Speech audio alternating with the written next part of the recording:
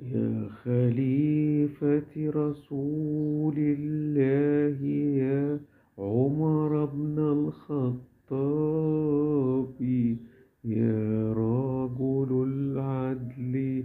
والحق الكريم، يا من أخذت الخلافة بعد أبو بكر الصديق، يا من ساهمت في فتح بلاد المسلمين، يا روح الوطادة المضيء